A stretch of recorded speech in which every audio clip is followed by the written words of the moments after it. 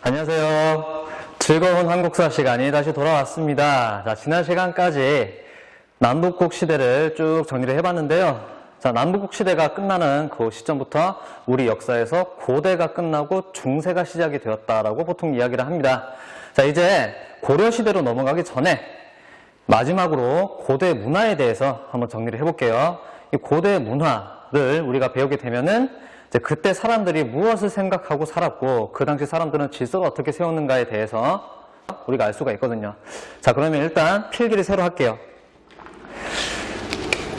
자, 제목 1-4 고대 문화를 써주시고요. 그리고 표를 그려볼게요. 가로선 길게 쭉 그어주시고요. 자, 그리고 이 세로선도 쭉 그어주세요. 좋습니다. 자, 그러면 이 고대 문화, 결국에 종교 얘기거든요. 이 종교를 먼저 한번 정리를 해볼게요. 자, 종교의 기능이 뭘까요? 우리는 왜 그들에게 지배를 받아야 되며 그들은 왜 우리를 지배해야 하는가? 왜 세계 질서는 이런 식으로 굴러가게 되어 있는가? 그 설명 틀을 제공해 주는 것이 종교의 기능이라고 선생님은 생각을 하거든요. 자, 그러면 아주 먼 옛날에 이렇게 사회 질서를 세워주던 기능을 하던 역할을 하던 그 종교가 무엇이었는지 잠깐 기억을 해봅시다. 이제 옛날 사람들은 주변의 모든 자연현상을 다 믿었다고 합니다. 그 중에 가장 대표적인 게 하늘이었죠. 저 하늘에는 우리 인간과는 다른 존재가 하늘에 있으며 그리고 그 하늘에 있는 존재가 우리를 지배하고 질서를 만들어 준다라고 순진하게 믿었던 거죠. 자, 이런 하늘을 믿는 신앙을 우리가 보통 천신신앙이라고 얘기합니다. 자, 전에 천신신앙 배운 거 기억나죠? 자, 천신신앙 이 앞에다 써볼게요. 아주 먼 옛날 우리에게는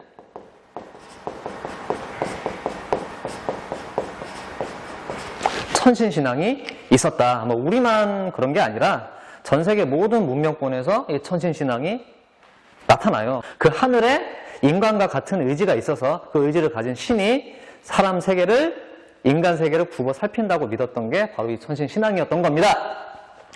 자, 이 신앙에 따르면은요, 사람이 잘못하면 천벌을 받아요. 근데 어떤 잘못을 제일 크느냐? 하늘이 지배자라고 인정해준, 왕이라고 군주라고 인정해준 어떤 사람의 명령을 우리가 듣지 않으면은 하늘이 크게 노해서 우리에게 벌을 내린다는, 자, 그런 믿음이 있었던 거예요. 자, 그래서 이 지배자들, 왕들은 이 천신신앙을 통해서 자기의 권위를 바로 세울 수가 있었던 거죠. 자, 그래서 뭐 고구려나 백제, 신라 할 거 없이 그 고대 국가들은 처음에 이 하늘을 섬기는 것을 굉장히 중요하게 생각을 했어요. 자, 그래서 고구려나 뭐 백제나 옛날에 뭐 마한지난 변한 이 사만에서는 공통적으로 나타나는 게 하늘을 섬기는 행사, 하늘을 섬기는 제사. 자, 빠르게 봅시다. 제천 행사. 이 제천 행사가 발달을 했어요.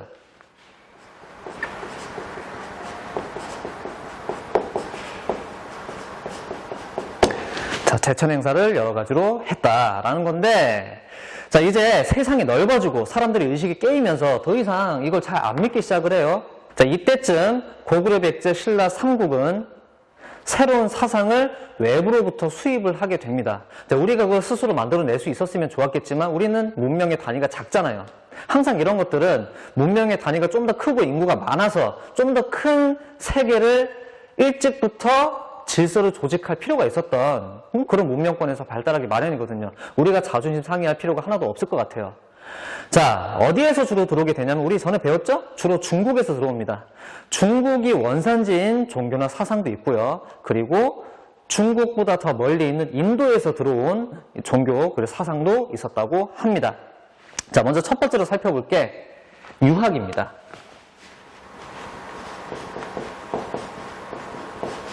자, 뭐라고요? 유학이요. 자, 이 유학에 따르면은요, 이 세계 질서는 가족의 질서랑 똑같아. 이 가족 질서를 세계 질서, 사회 질서에 가져온 게 유학이었어요.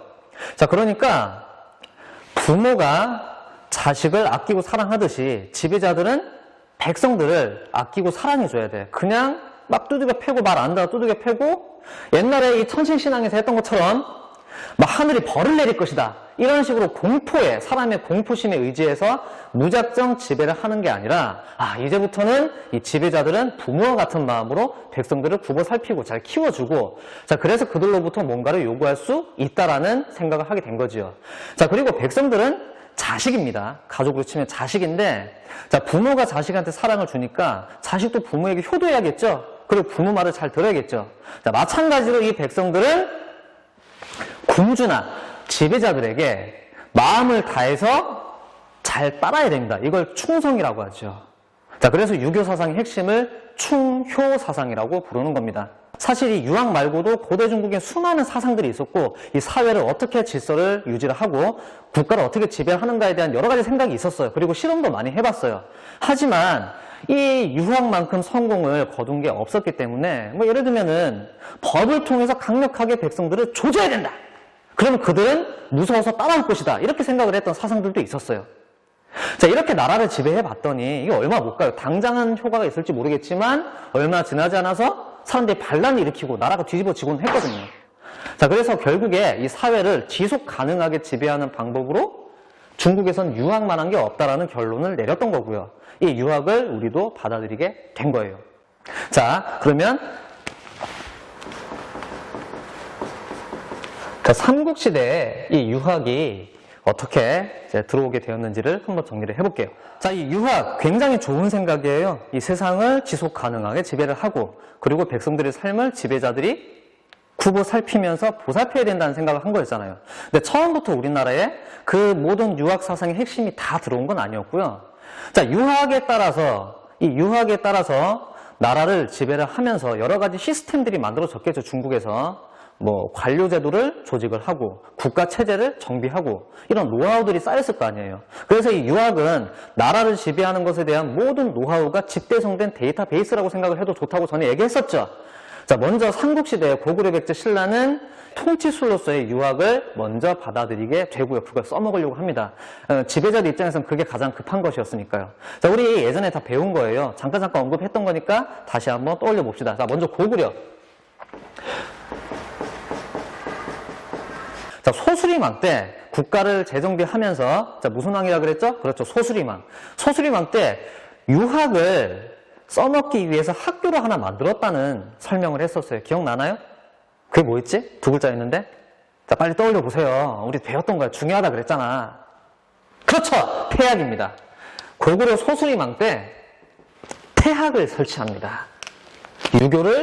유학을 가르치는 학교였어요. 자, 다시 한번 따라해 봅시다. 태학. 좋습니다. 자, 그런데 이 고구려에는 태학만 있었던 게 아니에요. 자, 참고로 알아둡시다. 수도에는 태학을 설치를 하고요. 지방 사람들도 이 유학을 배워두면 좋겠죠. 자, 이 지방에는 태학 역할을 하는 학교로 국가에서 공식적으로 세운 건 아니에요. 그냥 사람들이 세운 것 같은데 경당이라는 학교가 있었대요. 자, 따라해 봅시다. 경당. 자, 경당 지방에 있었는데 유교 경전을 가르치기도 하고요. 그런데 경당의 특징이 있어요. 경당은 학문만 가르치는 게 아니라 이 무술, 칼 쓰고 주먹 쓰고 발 쓰고 하는 이 무술도 함께 가르쳤대요. 자, 아무래도 고구려는 외부의 침략자들과 많이 싸우거나 혹은 많이 쳐들어가기도 했죠. 싸움이 중요한 나라다 보니까 이 학교에서는 무술도 함께 가르쳤던 모양입니다. 신체 단련도 하고요. 자, 그런 것들을 잘 기억을 해두면 좋겠습니다. 자, 좋습니다.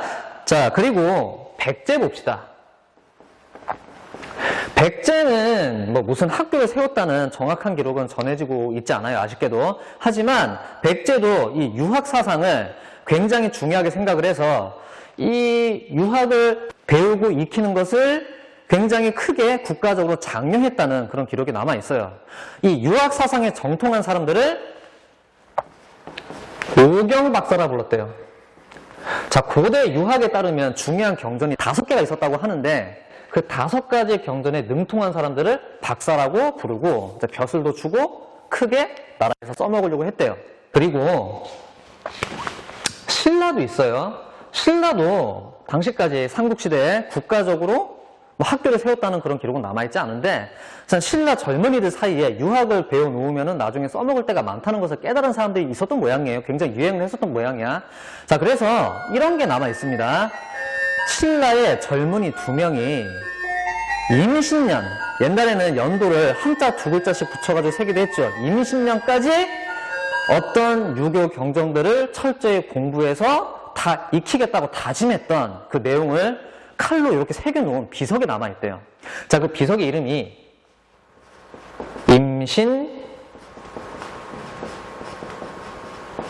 임신서기석이래. 자, 따라해봅시다. 임신서기석. 자, 이런 것들이 남아있는 것을 봤을 때 고구려에서도 백제에서도 신라에서도 나름대로 이 유학이라는 사상을 열심히 배우려고 했었다는 사실을 우리가 알 수가 있겠지요. 자, 여기까지 잘 이해됐나요? 자, 그런데 이 유학은 결국에 사회의 질서를 부여하는 역할을 하다 보니까 종교적인 역할을 하게 되거든요. 자, 선생님이 계속 유학, 유교 섞어서 쓰고 있는데 앞으로는 유교라고 부르도록 할게요. 우리가 보통 유교 사상이라고 하잖아요. 그런데 이 삼국이 통일되고 나서도 남북국 시대로 넘어가고 나서도 유교는 굉장히 크게 중시가 됩니다. 자, 남북국 시대 여기다 써볼게요.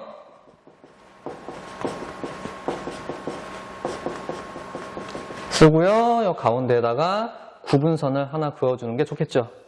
아이고, 좀 구부러졌네요. 오늘은 마음이 바르지 못한가 보다. 이게 똑바로 안 그어지네. 자, 좋습니다.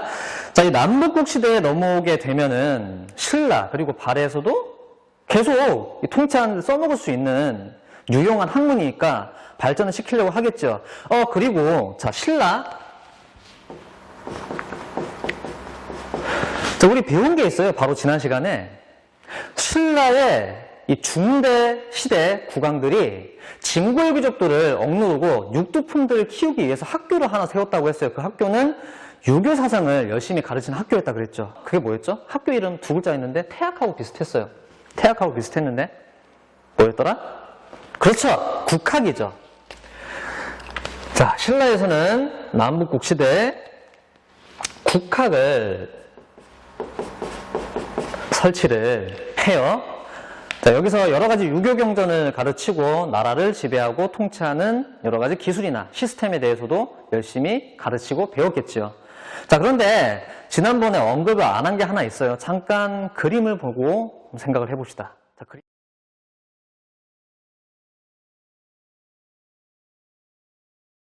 신라 이 금관을 쓰고 있는 왕이 딱 이렇게 등장을 해가지고요.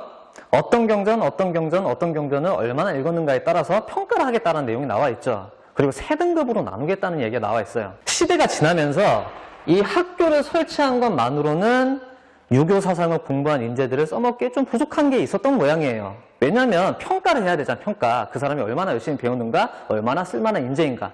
그 평가도 신라에 등장을 했다고 합니다. 자, 책을 얼마나 읽었고 그 책의 내용을 얼마나 잘 이해했는가에 따라서 3등급으로 나누어서 평가를 하겠다라는 제도지요. 자, 이거 5글자로 뭐라고 할까요? 자, 교과서에 나와 있습니다. 자, 한번 찾아보세요.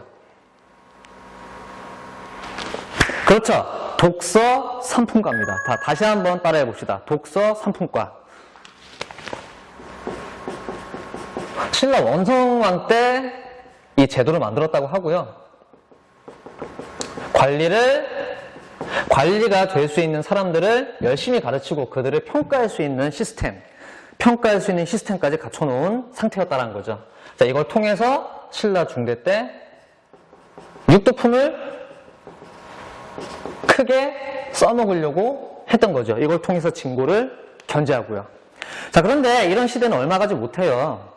해공왕이 살해당하면서 신라 중대 시대는 막을 내리고요. 엄청 혼란한 시대, 하대가 시작이 되었다는 얘기를 했죠.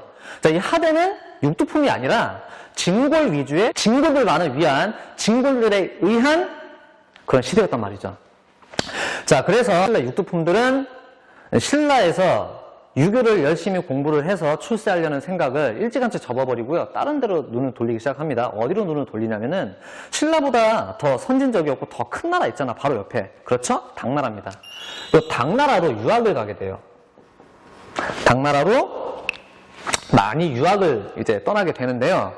당나라에 굳이 유학을 왜 가냐면은 거기서 더 크게 출세할 수도 있는 길이 열려 있었기 때문이에요. 자, 당나라 여러분 중학교 때 역사 배워서 잘 알고 있겠지만 굉장히 국제적인 성격을 가진 나라였어요.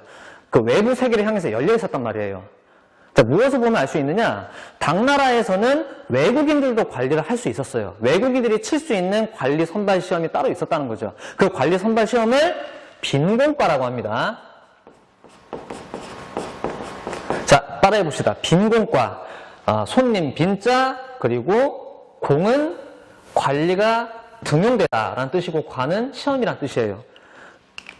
손님들을 관리로 등용하기 위한 시험이라는 뜻이라는 거죠. 자, 이 빈공과를 실시를 했는데 여기서 가장 두각을 드러낸 사람들이 다름 아닌 바로 신라 사람들이었다고 합니다. 자, 신라의